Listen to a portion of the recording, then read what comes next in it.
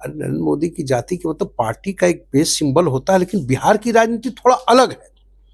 लेकिन मैं भाई मानता हूं, इस चीज के लिए मैं दाद दूंगा कि प्रशांत किशोर इतने बड़े फैक्टर होंगे और 37,000 वोट फर्स्ट बार के मतलब पार्टी की स्थापना हुई। उसके बाद 4 सीटों पर, एक तो उपचुनाव में उम्मीद मुझे नहीं था कि शायद ये कैंडिडेट खड़ा करेंगे, लेकिन इस तरह से होगा ये हमने कभी नहीं सोचा था। अब तो कल तक तो ये सारे जेडीयू वाले लोग, सब लोग, अब कल से कोई बोल नहीं रहा है इस चीज को। ये सारे लोग कह रहे थे कि ये बी टीम है, कोई इधर राजद कहता है बी टीम है, वो कह रहा है सी टीम है, जेडीयू करता वो रणनीतिकार है, वो फलाना है, पैसा लेके काम करते हैं, प्रोफेशनल है। कि 2025 के विधानसभा चुनाव में प्रशांत किशोर एक बड़े फैक्टर होंगे, और बड़े फैक्टर इन द सेंस कि सपोज कीजिए कि सीट जिताने की स्थिति में अगर वो बहुत ज्यादा सीट न जीत पाए, लेकिन सीट हराने का मादा तो उनके पास जरूर रहेगा और कई सीटों पर इक्वेशन समीकरण को बिगाड़ सकते हैं। आप हैं निष्कर्ष बिहार के साथ और मैं हूं मनोज चतुर्वेदी। अब बात थोड़ा सा बिहार की कर लें, क्योंकि हमारे साथ सहारा के समय के प्रमुख हैं झारखंड और बिहार के मृत्युंजय जी। जनसुराज एक तरीके से कह लीजिए कि खलबली तो पैदा कर ही दिया है। भले एनडीए पीठ अपनी थपथपा रही है मृत्युंजय जी कि हमने चारों जीत लिया, लेकिन 12% वोट कम नहीं होते। याद है मनोज जी, आपसे मेरी मुलाकात हुई थी जब जनसुराज पार्टी का प्रेस कॉन्फ्रेंस था, पार्टी लॉन्चिंग थी उस दिन, हल्के में बातचीत हो रही थी। हमने एक सवाल पूछा था प्रशांत किशोर से कि आप बताओ कि जो वोटर जहां है 2005 से वही चिपका हुआ है, कुछ दाएं बाएं नहीं हिल रहा है, या तो लालू के पक्ष में या फिर लालू के विरोध में, या फिर बीजेपी के पक्ष में या फिर लालू के विरोध में। यही तो राजनीति 30 साल से बिहार में, मैंने कम से कम 2005 से तो मैं यही सीन देख रहा हूँ बिहार के। तो उन्होंने बड़ा सटीक जवाब दिया कि हालांकि उस जवाब से मैं संतुष्ट नहीं हुआ। बिल्कुल, तो नोकझोंक भी आपसे हुई। हाँ, नोकझोंक प्रशांत किशोर जी की बात से मैं संतुष्ट नहीं हुआ। हमने कहा कि भाई आप इस चीज को क्यों देख, बोला नहीं, नरेंद्र मोदी जी की आप बताइए, उनकी जाति की कितनी आबादी है, वो कैसे प्रधानमंत्री है। नरेंद्र मोदी की जाति की मतलब पार्टी का एक बेस सिंबल होता है, लेकिन बिहार की राजनीति थोड़ा अलग है। लेकिन मैं भाई मानता हूं, इस चीज के लिए मैं दाद दूंगा कि प्रशांत किशोर इतने बड़े फैक्टर होंगे और 37,000 वोट फर्स्ट बार के मतलब पार्टी की स्थापना हुई। उसके बाद 4 सीटों पर, एक तो उपचुनाव में उम्मीद मुझे नहीं था कि शायद ये कैंडिडेट खड़ा करेंगे, लेकिन इस तरह से होगा ये हमने कभी नहीं सोचा था। और 37,000 वोट में जितेंद्र पासवान ने बताइए वहां वोट लिया, थोड़ा और दम लगता तो शायद हो सकता है कि जीतन राम मांझी की पतोहू चुनाव हार जाती। कहीं ना कहीं जो जाति वाली आप बात कर रहे हैं मृत्युंजय जी, कहीं ना कहीं वो भ्रम टूटा है बिहार में ना, इन 4 सीटों।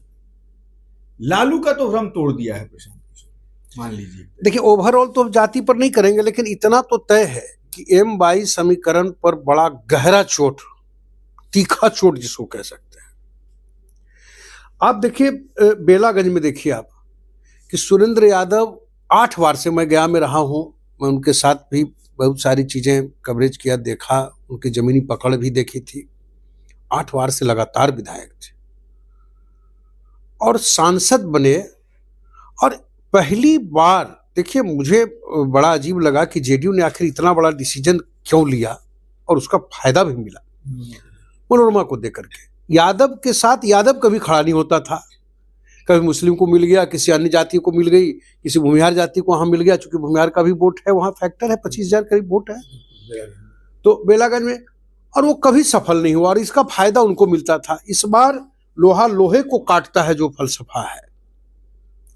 और सुरेंद्र यादव जब प्रत्याशी हुए तो जनता, खास करके उनके यादव भी कई चीजों को लेकर के, अब मुझे तो एक व्यक्ति से मुलाकात हुई तो उसने स्पष्ट तौर पर कहा कि सांसद भी यही बनेंगे, विधायक भी यही बनेंगे, इन्हीं का परिवार का बनेगा।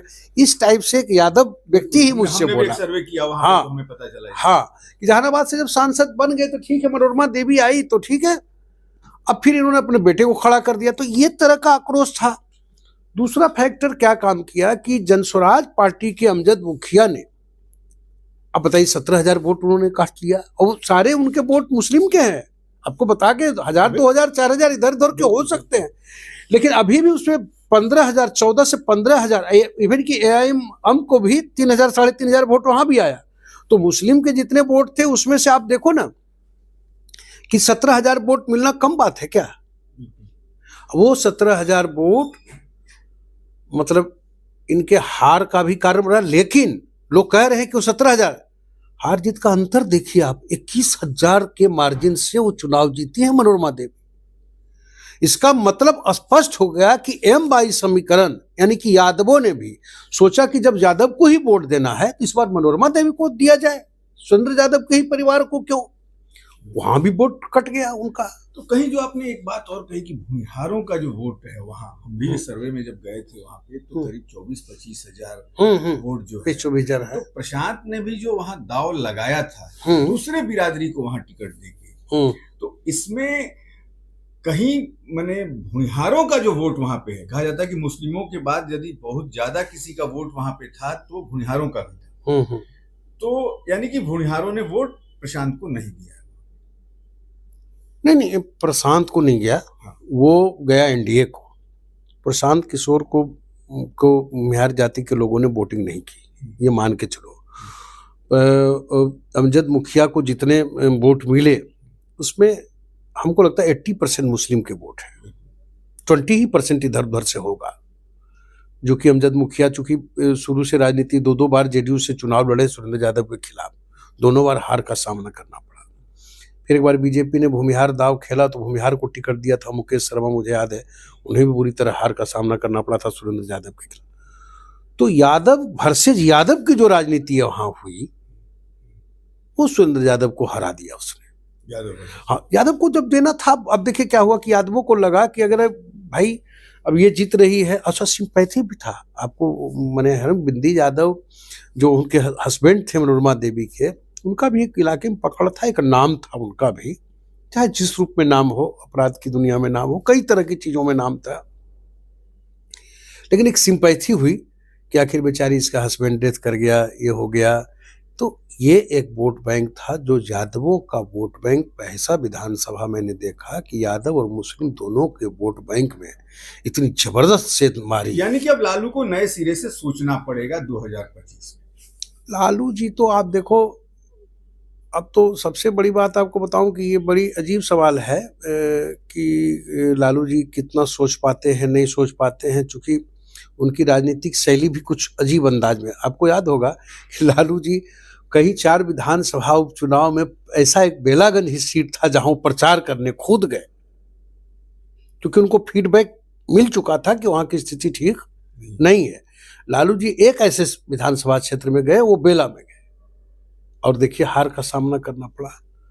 तो लालू जी को तो सोचना ही होगा। और दूसरी सबसे बड़ी बात है कि तेजस्वी पर जिस तरह से अब देखिए ना कि विपक्ष की राजनीति बिहार में कैसी चल रही है। मैं देख रहा था कि बाढ़ हुआ या कोई बड़ी आपदा आई तो विपक्ष के नेता वो अंदाजे बयां एक प्रतिपक्ष के लीडर होने के नाते तेजस्वी जी में नहीं दिखते। मुझे याद है सुशील कुमार मोदी डिप्टी CM थे, जब गठबंधन टूटा या नहीं टूटा, विपक्ष में रहते तो दिन रात धरना और सड़क पर ही रहते थे।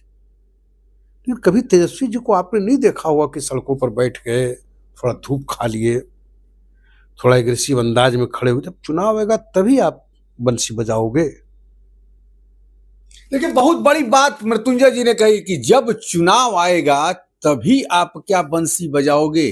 तेजस्वी को सीखना होगा कहीं ना कहीं सुशील मोदी से, जैसा कि मृत्युंजय जी ने कहा, हमसे सीनियर हैं, कि सड़कों पे उतर के राजनीति करनी होगी, तभी आप सत्ता हासिल कर पाओगे। इमामगंज भी भाग्य भरोसे मिला है मांझी जी को, बिल्कुल, इसमें कहां कोई दो राय है। इमामगंज सीट तो मतलब कि आपको याद होगा कुछ सर्वे हुआ था, हमने भी कहा था कि इमामगंज सीट लूज कर रही है, मैं बोल रहा था। और 5-6 हजार से अगर जीत हुई, जीतन राम मांझी केंद्रीय मंत्री हैं और इस इलाके से विधायक रहे हैं, तो मुझे तो नहीं लगता कि बड़ी जीत है। और आप कल्पना कीजिए कि जितेंद्र पासवान यानी कि पासवान की राजनीति के अव्वलदार बनना चाहते थे चिराग पासवान, वो तो प्रचार तक में नहीं गए। अभी तो हल्ला भी मचा कि कहीं ना कहीं पासवान वहां से खड़ा है, हाँ, जिसके कारण चिराग पासवान नहीं गए। वो दोनों मैसेज दे दिया ना चिराग जी ने कि भाई पासवान था इसलिए हम नहीं गए। दूसरा इनका था कि जो आपको याद होगा आरक्षण में जो क्रीमी लेयर का जो फार्मूला पर विरोध कर रहा था, विरोध किया इस फार्मूले को जीतन राम मांझी ने, तो वो कसक थी, तो वो कसक चाहते थे निकाल लेना। और मैं बताऊं कि चिराग पासवान पूरी तरह आश्वस्त थे कि जीतन राम मांझी की पार्टी वहां चुनाव हार रही है। देखिए पार्टी के अंदर ही अंदर काफी गठबंधन में काफी खेल होता है कि मेरा वर्चस्व कैसे बना रहे और दूसरे दलित नैतिक राजनीति का वर्चस्व कम हो जाए, ये हर कोई चाहता है राजनीति में। और चिराग पासवान बड़ा आश्वस्त थे इसको लेकर के, लेकिन वो जमा नहीं और आखिरकार बाजी तो मार लिया बड़ी मशक्कत के बाद जीतन राम मांझी ने। क्योंकि अगर वो हारते तो शायद आने वाले दिन में बहुत ज्यादा बार्गेन की स्थिति में वहां नहीं रहते। अब कम से कम 4 विधायक तो उनके पास है, इसके बदौलत यहाँ की सरकार चल रही है। तो ये सारी चीजें हैं ऐसी जो कि हार दिया। दूसरी एक और चीज मैं जोड़ना चाहूंगा इसमें कि परिवारवाद की राजनीति के लिए भारतीय जनता पार्टी या एनडीए दूसरे पार्टियों में तो खूब बोलती है, लेकिन अपने ऊपर जब आता है, अपना गठबंधन किसी परिवारवादी पार्टी से होता है तो उनको बुरा नहीं लगता। केंद्रीय मंत्री यही बेटा पति पतोहुए समधिन ज्योति मांझी, ये सारे फैक्टर भी लोगों के बीच थे, इससे कोई इनकार नहीं। आप दूसरे पर आरोप लगा देते हो लेकिन अपनी परिवार, अब बताइए ना कि उनके चारों परिवार में सारे लोग एंगेज हो गए। बिल्कुल। तो ये थोड़ा सा मतलब दूसरे पर छींटाकशी करने। एक सवाल और अंतिम आपसे ले लिया जाए कि 2025 के चुनाव में प्रशांत किशोर कितनी मुश्किल पैदा करेंगे दिग्गज पार्टी? अब तो कल तक तो ये सारे जेडीयू वाले लोग सब लोग, अब कल से कोई बोल नहीं रहा है इस चीज को। ये सारे लोग कह रहे थे कि ये बी टीम है, कोई इधर राजद कहता है बी टीम है, वो कह रहा है सी टीम है, जेडीयू करता वो रणनीतिकार है, वो फलाना है, पैसा लेके काम करते हैं, प्रोफेशनल है। उन्होंने जो दिखा दिया। देखिए इसकी सबसे बड़ी वजह क्या है, 1990 से लेके आज 24 साल इधर और 34 साल हो गए बिहार की राजनीति। आप 90 से मैं आप गौर करो, या तो लालू या फिर नीतीश, तीसरा विकल्प पनप नहीं पा रहा है और दूर दूर तक दिखाई नहीं दे रहा। आप बताइए कि इतने दिन की राजनीति में भारतीय जनता पार्टी ने एक बड़ा चेहरा लीडर का पैदा नहीं कर पाया कि वो सामने मुकाबला कर सके। देखिए मैं जो बार बार कहता था वो मृत्युंजय जी ने बता दिया कि बिहार बीजेपी के पास अपना कोई एक चेहरा नहीं है, इंपोर्ट करके गुजरात से लाना पड़ता है इनको। बिल्कुल। और दूसरी सबसे बड़ी बात है कि देखिए प्रशांत किशोर बिना किसी चेहरे के, एक प्रशांत किशोर का एक ही लोग से हम पूछते थे बातचीत में कि भाई प्रशांत किशोर को जानते हो, तो शुरू में तो लोग नहीं कहते, धीरे धीरे जाने कहा हाँ कई गो के मुख्यमंत्री बनवा दिल कई, ये एक परसेप्शन बना। अब देखिए ना कि इतनी जल्दी पार्टी तैयार हुई और 25 के विधानसभा में चुनाव में जिस तरह से उन्होंने कहा है कि 243 पर लड़ेंगे, मैं वही कह रहा था कि 34 साल से जो राजनीति एक ही दो नेताओं के इर्द गिर्द घूमती रही, या तो लालू या नीतीश, तो बिहार की जनता भी अब कुचाले मार रही। वो चाहता है कि हम इस बंधन को तोड़े, बंधन टूटा बेला में। तो अगर इस राजनीतिक दल का अगर वजूद इस तरह से रहे, चूंकि देखिए अब कहीं ना कहीं एनडीए और ये सारे दल जो हैं सहम तो गए हैं, सहम गए हैं दोनों तरफ। आप देखो 5-6 हजार वोट ही काटा, सपोज करो कि वहां पे कैमूर में माफ कीजिएगा रामगढ़ विधानसभा में 6000 के आसपास 6500 वोट था, और फिर आपको यहाँ तरारी में यहाँ कम वोट आया, लेकिन 5000 तो आया, 5000 तो आया। 12 में है मृत्युंजय जी। हाँ, ये बार मैं आपको बता हाँ, और 12% वोट डेढ़ लेकर महीने के की पार्टी। कोई 2-3 महीने पहले जन्मी पार्टी, और अगर 12% वोट ले आई तो ये तो वास्तव में चिंता का विषय है। अब इसका काउंटर कैसे करती है एनडीए, या फिर लालू जी कैसे काउंटर करते हैं, क्योंकि लालू जी को तो डायरेक्ट डैमेज हुआ, वो तो डायरेक्ट डैमेज हुआ। और अब उसके बाद भी अगर आप प्रशांत किशोर को, आप दोनों दल अगर हल्के में लेने का प्रयोग सोच रहे हो तो ये उनकी बड़ी भूल होगी। और मुझे लगता है कि 2025 के विधानसभा चुनाव में प्रशांत किशोर एक बड़े फैक्टर होंगे, और बड़े फैक्टर इन द सेंस कि सपोज कीजिए कि सीट जिताने की स्थिति में अगर वो बहुत ज्यादा सीट न जीत पाए, लेकिन सीट हराने का मादा तो उनके पास जरूर रहेगा, और कई सीटों पर इक्वेशन समीकरण को बिगाड़ सकते हैं। और शुचिता की राजनीति की बात भी कर रहे हैं, लोगों के बीच कहते हैं कि राजनीति में ऐसे होना चाहिए, ये होना चाहिए। और बिहार में भी एक छटपटाहट होगी, और मुझे लगता है कि 2025 के विधानसभा चुनाव में प्रशांत किशोर एक बड़े फैक्टर होंगे, और बड़े फैक्टर इन द सेंस कि सपोज कीजिए कि सीट जिताने की स्थिति में अगर वो बहुत ज्यादा सीट न जीत पाए, लेकिन सीट हराने का मादा तो उनके पास जरूर रहेगा, और कई सीटों पर इक्वेशन समीकरण को बिगाड़ सकते हैं। और शुचिता की राजनीति की बात भी कर रहे हैं, लोगों के बीच कहते हैं कि राजनीति में ऐसे होना चाहिए, ये होना चाहिए। और बिहार में भी एक छटपटाहट है यहाँ के लोगों में कि भाई नीतीश लालू से तो बाहर निकला जाए। और चूंकि जाति का कीड़ा जिस तरह से बिहार में एक एक आम आदमी, आप ट्रेन में बैठिएगा, बातचीत करते करते सामने वाला सोचेगा कि थोड़ा पूछे इनका जात क्या है, कुछ पता चल जाता कि मतलब ये जहाँ हो। और उस जगह में प्रशांत किशोर के लिए भी कड़ी चुनौती है। ठीक है, आज आप इतना बड़ा फैसला, लेकिन एक बड़ी चुनौती भी तो है। बिहार में जाति बंधन को तोड़ना ये अपने आप में टेढ़ी खीर है। तो मैं यही कह रहा था, टूटेगा कि नहीं, फाइनल कोट कीजिए। देखिए कब तक बिहार के ये युवा बच्चे पलायन करेंगे, जो प्रशांत आज कह रहे हैं विकसित बिहार की बात हो रही है, तो क्या नवयुवक जो हैं वो तोड़ सकते हैं कि नहीं? अब कैसे तोड़ेंगे आप बताओ। 51,000 वोट सुरेंद्र यादव के को भी मिला कि पुत्र को, तो आखिर वो तो कैडर वोट मिला ना उनको भी। आप इस तरह इसे पूरी तरह नकार नहीं सकते हो। और जब लालू जी आएंगे फिर 25 के चुनाव में, देखो आप, या 20 में याद होगा कि सवर्णों पर छीटाकशी करके पिछड़ों को एकजुट करने की राजनीति उनकी पुरानी रही है। फिर आएंगे कुछ नया, आरक्षण छीन लेगा, आरक्षण छीन लेगा, आरक्षण छीन लेगा। क्योंकि अब देखिए इन लोगों के पास भी बहुत ज्यादा पिटारा बचा नहीं कि अब कौन कौन दाव खेले, कौन कौन बात बताएं। अब देखो ना, राहुल गांधी, कांग्रेस की कभी आपने राजनीति नहीं देखी हुई कि जात पात की राजनीति कांग्रेस करती है।